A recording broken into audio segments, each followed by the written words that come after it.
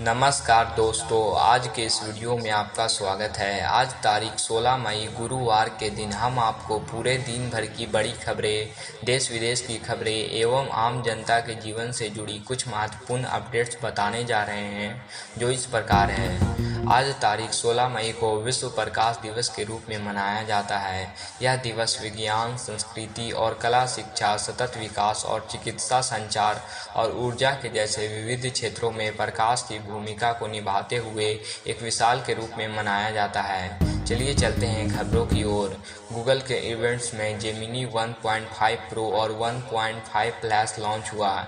Android पर AI powered search और Google search में एआई पासवर्ड सर्च रिजल्ट मिलेंगे। गूगल का annual developer conference Google I/O events मंगलवार 14 मई 2024 को हुआ। इस दौरान कंपनी के CEO सुंदर पिचाई ने बताया कि जेमिनी 1.5 प्रो को अब ग्लोबल लेवल पर डेवलपर के लिए अवेलेबल कर दिया गया है। इतना ही नहीं, कंज्यूमर को एडवांस जेमिनी में 1 मिलियन की जगह 2 मिलियन टोकन मिलेंगे। चलिए आगे बढ़ते हैं। 4 धाम यात्रा के रजिस्ट्रेशन मंगलवार से गुरुवार यानी आज तक बंद रहेंगे। श्रद्धालुओं की बड़ी भीड़ के चलते बड़ा फैसला। उत्तराखंड की 4 धाम यात्रा में व्यवस्था बनाए रखने सरकार के लिए एक बड़ी चुनौती साबित हो रही है। यात्री 22-22 घंटे तक हाईवे पर फंसे रहे। ऐसे में सरकार की ओर से यात्रा के लिए रजिस्ट्रेशन को 2 दिनों के लिए बंद कर दिया गया है। अगली खबर महंगाई को लेकर है। थोक महंगाई दर 13 महीने के टॉप पर। खाने पीने की चीज़ें महंगी हुई। साबुन, तेल जैसे डेली यूज के सामान के दाम भी बढ़ गए। अप्रैल महीने में थोक महंगाई बढ़कर 1.26% हो गई थी। यह महंगाई का 13 महीने का उच्चतम स्तर था। इससे पहले मार्च 2023 में थोक महंगाई दर 1.34% थी। खाने पीने की चीज़ें की कीमत बढ़ने से महंगाई बढ़ी है। वहीं इससे एक महीने पहले मार्च 2024 में 0.53% रही थी। वहीं फरवरी में थोक महंगाई 0.20% और जनवरी में 0.27% रही थी। चलिए आगे बढ़ते हैं। बुधवार को सीएम योगी की मां ऋषिकेश एम्स में भर्ती। सीएम योगी की मां सवित्रा देवी की तबीयत बिगड़ गई है। उन्हें ऋषिकेश एम्स में भर्ती कराया गया है। वह मंगलवार दोपहर रूटीन चेकअप के लिए अस्पताल गई थी। डॉक्टर ने उन्हें एडमिट होने के लिए कहा। इसके बाद उन्हें जेरियाट्रिक वार्ड में भर्ती किया गया। एम्स प्रशासन का कहना है कि वृद्धावस्था में इस तरह की दिक्कतें आती रहती है। चलिए आगे बढ़ते हैं। दिल्ली में 15 मई को होने वाली CUET की परीक्षा को आगे बढ़ा दिया गया है।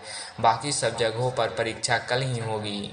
चुनाव की वजह से राजधानी में मैन पावर कम पड़ गई है, जिसकी वजह से दिल्ली में 15 मई को होने वाली परीक्षा को 29 मई के लिए शेड्यूल कर दिया गया है। अगली खबर गेहूं के दाम को लेकर है। गेहूं का रेट 3,104 रुपये करने की सिफारिश। पंजाब सरकार ने लिखा केंद्र को पत्र। चना और जौ के रेट बढ़ाने की मांग की। पंजाब सरकार ने रबी की फसलों के न्यूनतम समर्थन मूल्य तय करने के लिए केंद्र सरकार को अपनी सिफारिश भेजी है। फसलों की पैदावार पर आने वाली लागत को आधार बनाकर साल 2025-26 के लिए गेहूं का रेट 3,104 रुपये प्रति क्विंटल तय करने की मांग की गई है। हालांकि गत साल 2024-25 के लिए 3,177 रुपये की मांग की गई थी, लेकिन मौजूदा समय में 2,275 रुपये समर्थन मूल्य में मिल रहा है गेहूं। सरकार को उम्मीद है कि इससे किसानों की आर्थिक स्थिति में सुधार होगे। चलिए आगे बढ़ते हैं। बिजली कंपनी ने जारी किए हेल्पलाइन नंबर। बीकेसीएल ने बिजली गुल होने पर करना होगा मैसेज, 2 घंटे में समाधान का दावा। बीकानेर इलेक्ट्रिसिटी सप्लाई लिमिटेड ने अपनी उपभोक्ता को और बेहतर सुविधा देने के लिए एक और पहल की है। अचानक बिजली सप्लाई बंद होने और शिकायत करने के 2 घंटे तक बिजली नहीं आने पर उपभोक्ता की सुविधा के लिए 2 मोबाइल नंबर की सेवा जारी की है। अगर 2 घंटे तक बिजली नहीं आती है तो उपभोक्ता मोबाइल नंबर 9116155021 और 9116155070 पर संपर्क कर सकते हैं। यह सुविधा रविवार से शुरू हो जाएगी।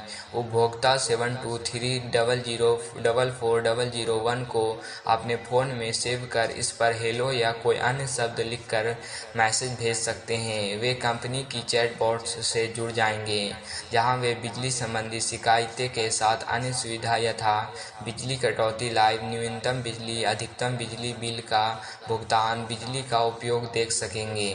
चलिए आगे बढ़ते हैं। आगरा पोर्टेबल हॉस्पिटल सफल परीक्षण हुआ। 1500 पोर्टेबल हॉस्पिटल भीष्म को गिराया गया।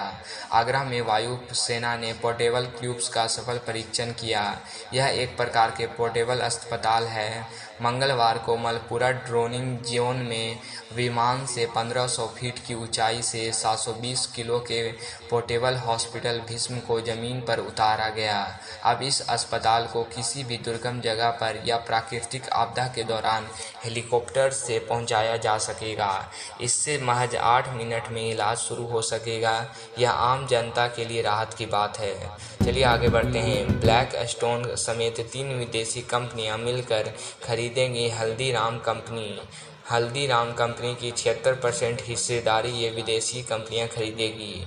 देश की पॉपुलर स्नैक्स कंपनी हल्दीराम की 76% हिस्सेदारी खरीदने के लिए एक ग्लोबल इन्वेस्टमेंट ग्रुप ने कथित तौर पर $8.5 बिलियन की एक नॉन बॉन्डिंग बिड प्रस्तुत की है। रिपोर्ट के अनुसार प्राइवेट इक्विटी फर्म ब्लैकस्टोन के नेतृत्व में एक consortium Abu Dhabi investment authority और GIC सिंगापुर ने साथ मिलकर हिस्सेदारी खरीदने के लिए बोली प्रस्तुत की है। चलिए आगे बढ़ते हैं। राजस्थान की खेतरी माइंस में से 8 अधिकारी बाहर निकाले गए, 7 फंसे, लिफ्ट टूटने से हादसा। राजस्थान में हिंदुस्तान कॉपर लिमिटेड की कोयलादान खदान में फंसे 15 लोगों में से 8 को बाहर निकाला लिया गया, 7 अंदर फंसे हैं। हादसा खदान में 875 फीट की गहराई में लिफ्ट की चैन टूटने से हुआ था। अंदर फंसे लोगों के लिए रात में दवाइयां और फूड पैकेज भेजे गए थे। रेस्क्यू ऑपरेशन अभी भी जारी है। चलिए आगे बढ़ते हैं। पंजाब में आज आएंगे अरविंद केजरीवाल। अमृतसर में चुनावी कैंपेनिंग को टेगे धारे, शाम को रोड शो में होंगे शामिल। शराब पॉलिसी मामले में जमानत पर जेल से बाहर आए AAP सुप्रीम अरविंद केजरीवाल आज गुरुवार को पंजाब आएंगे। इस दौरान वह अमृतसर से चुनावी कैंपेनिंग को धार देंगे। इससे पहले वह गोल्डन टेम्पल में माथा टेके जाएंगे। साथ ही शाम को 6 बजे रोड शो करेंगे। रोड शो में CM भगवंत मान भी उनके साथ मौजूद रहेंगे। आगे बढ़ते हैं। अब हॉस्पिटल में भी ड्रेस कोड लगा। यूनिफॉर्म में नहीं मिला नोखा जिला हॉस्पिटल का स्टाफ तो कटेगी तनख्वाह। नोखा के जिला अस्पताल में अव्यवस्थाओं की शिकायत मिलने के बाद मंगलवार को चिकित्सा विभाग के संयुक्त सचिव देवेंद्र चौधरी अचानक निरीक्षण करने पहुंचे। इस दौरान वहां कार्यकर्ता कर्मचारी में हड़कंप मच गया। वहीं अस्पताल समय में मरीज भी डॉक्टरों का इंतजार करते हुए वहां दिखाई दिए। इस बात को उन्होंने गंभीरता से लेते हुए तत्काल चिकित्सा प्रभारी को डॉक्टर को समय पर पाबंद रहने के निर्देश दिए। उन्होंने सरकार द्वारा तय समय से पूर्व अपनी सीटें छोड़ने वाले कर्मचारियों के खिलाफ कठोर कार्रवाई करने और उनकी सैलरी रोकने के बारे में भी निर्देश दिए। दैनिक भास्कर से बातचीत करते हुए संयुक्त निदेशक देवेंद्र चौधरी ने कहा कि नोखा के जिले अस्पताल में काफ़ी समय से नर्सिंग कर्मियों और डॉक्टर द्वारा यूनिफॉर्म नहीं पहने जाने की शिकायत मिल रही थी, जिसके कारण अस्पताल में आने वाले मरीजों को डॉक्टर और नर्सिंग स्टाफ के बारे में आवश्यक जानकारी नहीं मिल पाती थी। अगली खबर बांग्लादेश को लेकर है। बांग्लादेश बोला, भारत के बिना हमारा विकास मुमकिन नहीं। कहा, बॉयकॉट इंडिया कैंपेन फेल हुआ। विपक्ष देश की अर्थव्यवस्था कमजोर करना चाहता है। बांग्लादेश के विदेश मंत्री हमस महसूद ने कहा कि भारत के बिना उनके देश में विकास संभव नहीं है। भारत के साथ बांग्लादेश 3 तरफ से कई हजार किलोमीटर की सीमा साझा करता है। ऐसे में अच्छे संबंध बनाना हमारे लिए बेहद ज़रूरी है।